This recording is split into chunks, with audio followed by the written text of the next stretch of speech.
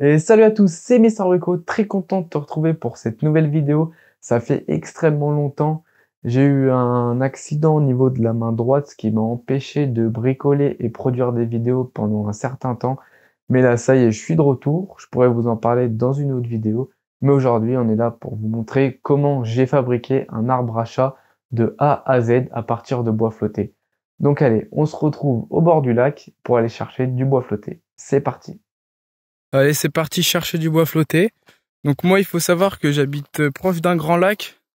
Donc c'est bien pratique pour trouver du bois flotté. En plus là, il est vraiment bas. Donc on en trouve un peu de partout le bord des rives. Voilà, il y en a là, il y en a là. Donc je vais faire un petit tour, essayer de trouver mon bonheur. Et puis je vous reprends quand j'ai trouvé tout ce qu'il faut. Hop. Allez, le dernier, je vais le ramener dans mon petit tas. Et juste là. Tac. Hop. Voilà, ma petite sélection. On verra ce que je vais en faire. Tac. Bon, allez, c'est chargé. Là, je pense que j'ai assez de bois pour faire au moins 18 arbres à chat. Mais bon, c'est pas grave. Allez. Bon, j'ai commencé à mettre un peu mes idées sur papier. Donc, ce que j'aimerais faire, ce serait un socle en bois recouvert de cordes. Donc, un peu recouvert de cordes de partout. Donc, aussi, on serait sur 2 montants. Avec une base, 2 bases, des petites cabanes. Et j'aimerais bien aussi réussir à faire une sorte de hamac. Donc, faut que j'arrive à avoir 3 points au minimum afin de faire l'hamac. Voilà, un petit peu. Après, je vais commencer à assembler et puis ça viendra plus tard, les idées. Mais dans l'idée, c'est ce que j'aimerais faire. Voilà. Je vais commencer par faire mon support. Je suis parti sur une base en aggloméré de 19 mm que je vais doubler afin d'avoir quelque chose d'assez solide. Veillez quand même à prendre un matériau assez dense et résistant car ça va être la base de notre structure. Pour ma part, j'ai récupéré une chute. L'esthétique n'avait pas vraiment d'importance comme je vais venir l'habiller de cordes. J'ai fait une forme un peu aléatoire qui fait environ 600 par 450 mm.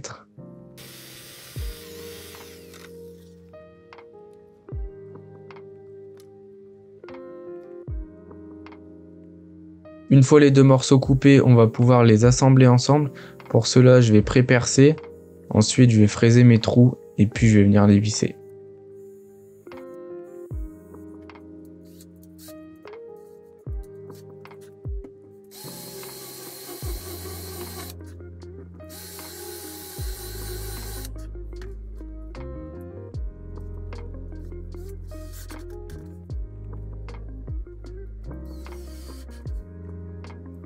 Je voulais pas avoir des champs droits sur mon support, donc je vais venir faire une pente. Donc j'ai deux méthodes, la première comme vous voyez avec une râpe à bois et la deuxième pour les plus feignants avec le rabot. Donc pour ceux qui n'ont pas de rabot, vous pouvez toujours utiliser la râpe à bois.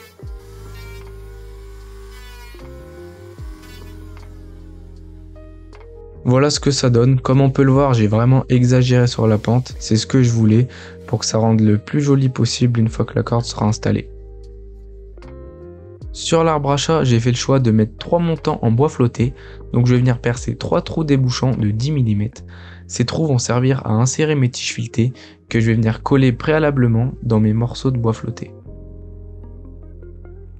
Désolé, j'ai eu un petit souci pour filmer l'étape suivante, donc en gros j'ai percé avec ce type de mèche appelée mèche à façonner aux 3 endroits où nous avons déjà percé avant, et en profondeur en fait il faut que lorsque vous mettez l'écrou, il ne dépasse pas. Voilà, comme ceci.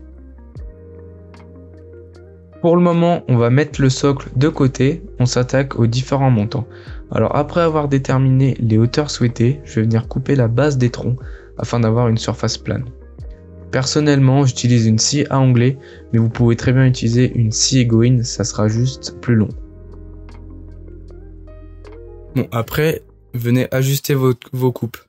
En fait, il faut que cette coupe soit parallèle à celle-là. Donc là, on peut voir que personnellement, je suis pas trop mal dans les deux sens. Tac. Donc voilà, je vais rester comme ça. Mais ouais, c'est assez compliqué à traiter cette coupe pour qu'elle soit parallèle à celle-là. Je m'y suis pris à plusieurs fois, mais le rendu est bien. Ensuite, je vais percer la base de mes montants. Pour cela, j'utilise une mèche de 10 mm, comme les diamètres de mes tiges filetées. Si vous voyez qu'il y a des fissures à des endroits, essayez de percer à côté, parce que si vous percez dans les fissures, ça risque d'éclater. On peut voir là que j'ai bien percé excentré. N'hésitez pas à percer le plus profond possible afin de rentrer un maximum votre tige pour avoir le plus de tenue possible. Ensuite, pour déterminer la longueur à laquelle vous faites dépasser la tige, vous prenez l'épaisseur de votre support, donc personnellement c'est 38 mm, puis vous venez enlever environ 2-3 mm pour pas être embêté, donc moi je vais couper à 35 mm. Pour fixer mon montant en bois, je vais utiliser de la colle polyuréthane. C'est cool parce qu'elle a une bonne résistance mécanique, puis elle s'adapte à beaucoup de matériaux. Et puis aussi elle a également comme avantage de gonfler lorsqu'elle sèche, donc ça permet de combler tous les vides qu'on peut avoir, donc ça sera parfait pour nous. Pour assembler tous mes montants à mon support, je vais devoir me mettre dehors parce que niveau place dans ma cabane, c'est un peu serré. Mais bon, ça tombe bien, il fait beau. Donc là, ce que je fais, c'est que je vais mettre mes tiges filetées aux 3 endroits où on a percé. Puis avec une rondelle et un écrou, je vais venir serrer tout ça.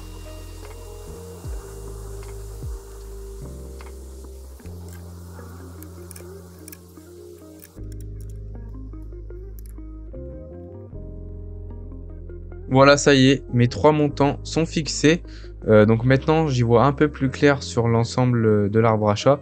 Donc là, je vais faire une petite marche. Ici, je vais faire une grande plateforme où il y aura une cabane dessus.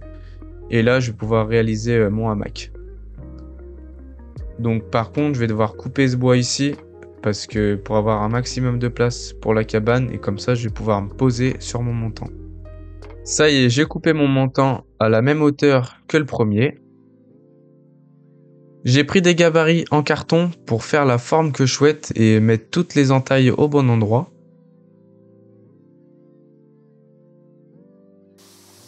Maintenant que tous mes gabarits sont prêts, je vais les reporter sur une planche.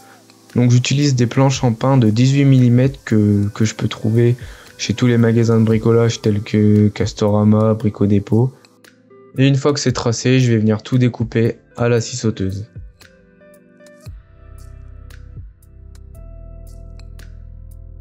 Donc là, j'ai positionné mes plateformes à blanc, histoire de me rendre compte un petit peu mieux. Et je vais pouvoir implanter ma cabane. Donc elle va faire environ 30 cm de profondeur, 35 cm de longueur et 30 cm de hauteur. Je viens tracer mes 4 différents morceaux sur ma planche afin de pouvoir les couper.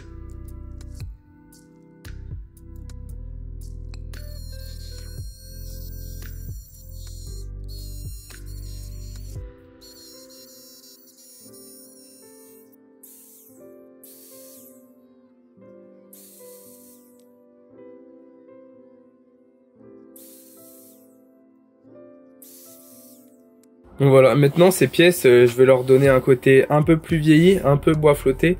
Donc dans ces tons-là, donc je vais vous montrer comment passer de ça à ça. Donc dans un premier temps, on va venir s'amuser un petit peu avec les champs pour leur donner une forme assez aléatoire. Donc le but c'est de les maltraiter clairement. Donc j'ai une première technique, c'est avec un ciseau à bois, voilà, on va venir casser un petit peu les angles. Ensuite, ce qu'on peut venir faire, c'est visser une vis en travers. Et ensuite, on relève et en plus on obtient la marque de la vis.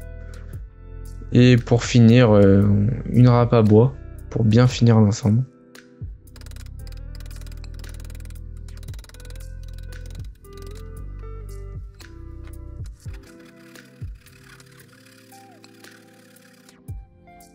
Ensuite, sur ma perceuse, je vais venir mettre un embout en brosse métallique et puis je vais tout simplement venir rayer le bois. Il existe aussi des brosses manuelles, mais ça prendra beaucoup plus de temps. Là, vous pouvez le voir, c'est assez rapide. Quand l'entièreté de la surface est bien rayée, vous venez prendre une bombe aérosol noire de peinture et puis vous venez en appliquer un petit peu sur toute la surface, voilà, comme ceci. Et là, le principe, c'est vu qu'on va poncer la surface du panneau, en fait, toute la peinture noire va rester aux endroits rayés. C'est ce qui va donner l'aspect bois flotté. Donc voilà ce que ça donne une fois que la surface est bien poncée. On voit que le noir est resté dans les rayures. Ça y est, tous mes morceaux sont prêts à être assemblés. J'ai fait l'aspect vieilli sur toutes mes pièces. Donc maintenant, je vais venir assembler avec des clous et de la colle. C'est parti.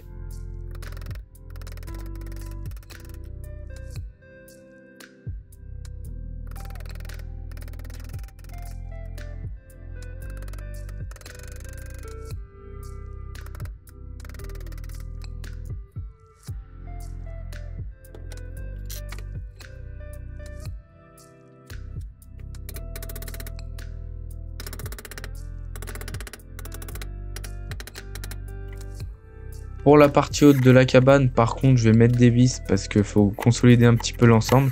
Et puis vu qu'il y aura un autre montant qui sera fixé à notre cabane, faut que ça soit un minimum solide. Alors là, ce que je suis en train de faire actuellement, c'est que je vais faire une petite platine que je vais venir visser à l'intérieur de ma cabane. Parce que comme je vous ai dit au début, là je vais visser mon montant dans seulement 19, l'épaisseur de mon bois. Et vu que je suis sur du pin, c'est assez tendre. Donc pour venir rigidifier tout ça, je vais faire cette petite platine qui viendra consolider l'ensemble.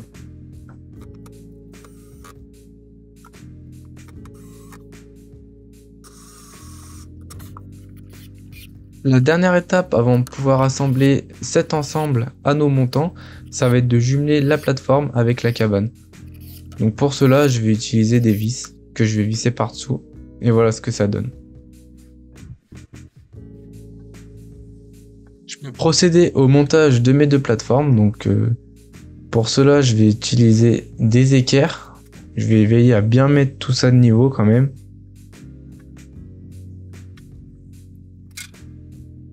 J'ai fait des petites entailles au ciseau à bois au niveau de mes équerres. Donc cela me permet de mettre bien de niveau et d'aplomb. Et aussi de pouvoir me visser sur une surface qui est assez plane.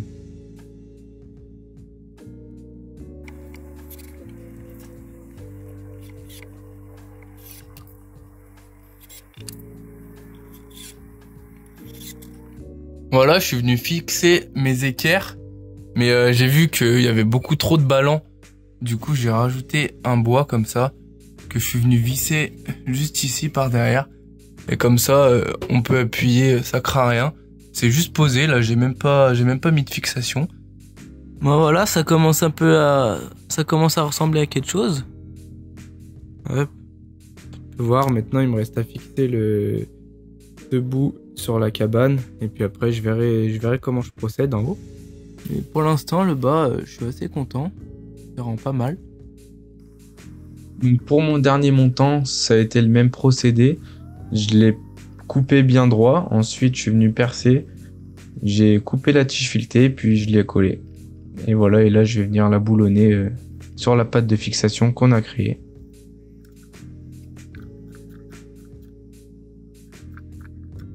Bon, désolé, on n'y voit pas grand chose, mais là, ce que je vais faire, c'est que je vais déterminer la cote de mon cadre pour pouvoir faire ma dernière plateforme, celle du hamac. Donc, je vais prendre la cote entre les deux bois. Là, je suis environ à 340 mm. Et maintenant, au niveau de la longueur, on va partir sur 500 mm. Donc, on va faire un cadre de 340 par 500.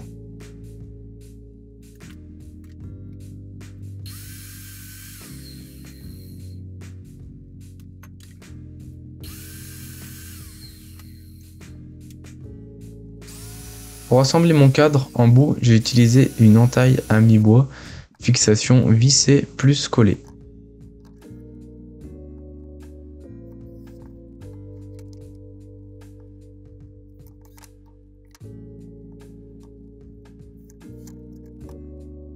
Pour réaliser le coussin, alors moi je suis parti dans un petit peu plein de magasins, puis chez Noz j'ai trouvé ce petit tapis. Donc je me suis dit que ça allait carrément faire l'affaire et puis finalement il fait bien le taf. Donc là je suis venu juste le visser à mon cadre. J'ai laissé un peu de mou histoire de faire un truc assez confortable, pas trop tendu. Pour maintenir la partie la plus avancée, j'ai utilisé une corde, donc c'est la même corde que j'ai utilisée au niveau de mon socle. Puis je vais faire une boucle et le reste, l'excédent de la boucle, je vais venir le fixer à mon montant.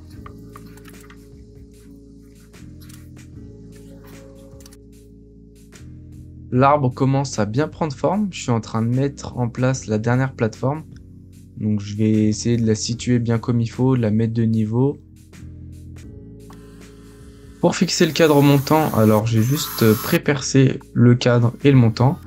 Ensuite je suis venu fraiser, puis j'ai mis des vis quand même avec un gros diamètre et assez longue parce qu'on n'aura que 2 points de fixation. Ce sera simplement la corde qui va tenir le ballon. Donc là je vais maintenant m'armer de patience parce que je vais faire tout le tour du socle avec de la corde. Pour maintenir au début j'ai mis quelques clous et de la colle. Puis pour finir j'ai simplement mis de la colle parce qu'on était sur une partie qui était à plat. Donc ça se tient beaucoup mieux. Mais là pour vous dire que mon socle il fait à peu près 60 par 45 cm. J'ai dû passer environ 30 mètres de corde. Donc il faut savoir que si vous le réalisez, c'est un budget qui est assez important parce que la corde c'est assez onéreux. Mais personnellement je regrette pas du tout, c'est exactement le résultat que je souhaitais. Donc à vous de voir ce que vous voulez faire.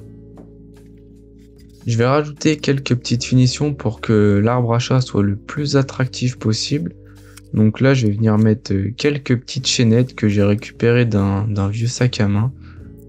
Et pour finir, je vais venir entourer cette partie avec de la corde pour que les chats puissent venir faire leurs griffes dessus. Ça y est, voici le résultat final. Alors dites-moi ce que vous en pensez. Personnellement, moi je suis très satisfait du résultat. C'est un petit peu ce que j'avais en tête comme je vous ai dessiné au début de vidéo. Puis dès que j'ai lâché le chat, il était à fond. Comme vous pouvez le voir, là, il s'éclate. Donc ça me fait extrêmement plaisir. Donc je vais vous laisser sur ces petites images.